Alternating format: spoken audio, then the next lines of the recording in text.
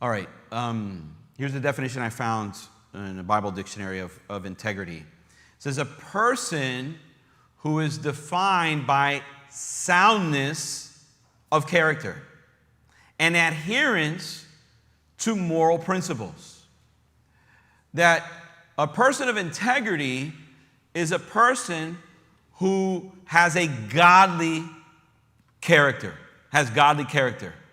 and is a person who's living a godly life. Let me show you some synonyms to the word for integrity, okay, that I found in this Bible dictionary.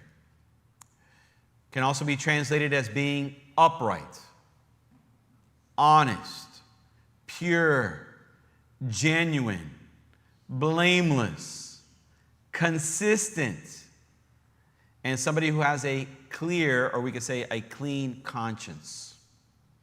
Let me show you the way the Bible describes Job in the Old Testament.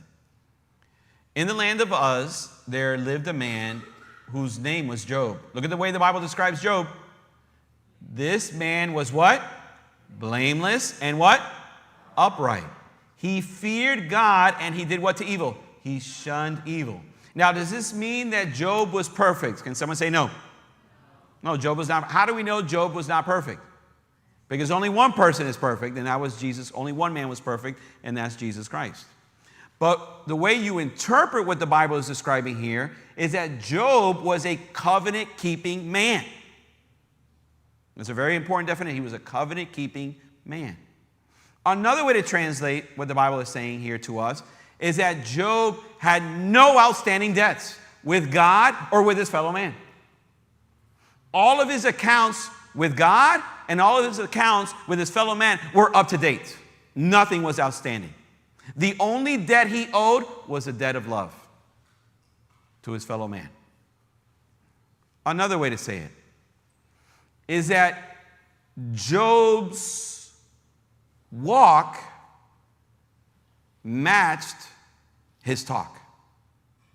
In other words, what he said he believed about the Lord was evident in the way that he lived his life. In other words, that there was a consistency in the life of Job with the way that he talked and with the way that he walked. Everybody understand? So when we talk about what is integrity, we're talking about that there is a consistency in your life between your godly character and your godly living. A consistency between the calling that God has placed on your life to live a life, to follow Jesus, with your living. That there's a consistency between your calling and your living. Any questions so far? Now, why is integrity so important when it comes to us being evangelists for Jesus in 2025?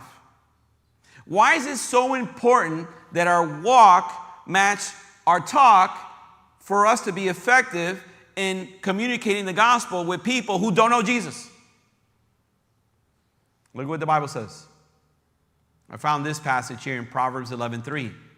The integrity of the upright, and by the way, Proverbs has a lot to say about living a life of integrity. The integrity of the upright guides them. But the unfaithful are destroyed by their what? Duplicity. What does it mean to have duplicity in your life? It means that there's a lack of consistency. Duplicity means you say one thing, but you live in contradiction to the thing that you said, that you believe in. So duplicity would mean that you say you're a Christian, but upon further evaluation, your life is not upright.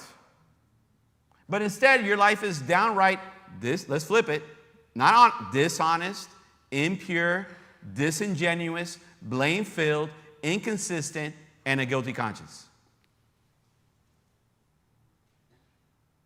Another word for duplicity in the Bible is the word Hypocrisy.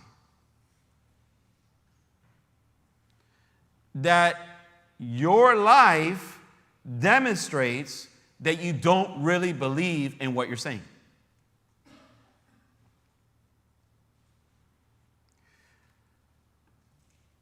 Now, when it comes to our witness for Jesus, do you think that that's harmful to our witness for Jesus? I mean, think about it. If when people in the world see you, they see someone who's dishonest, impure, disingenuous, blame-filled, inconsistent, and a guilty conscience, what is that person going to say? Follow Christ? Go to that church? That's the last thing I want to do. Is put my trust in Jesus, and this is what a Christian looks like. The last thing I want to do is go to that church, and those are the kind of Christians that go there.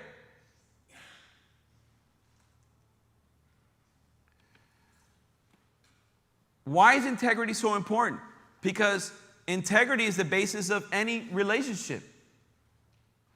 Any relationship that you can have with somebody else has to be founded on trust. If there's a duplicity about somebody, you can never trust what they have to say. Much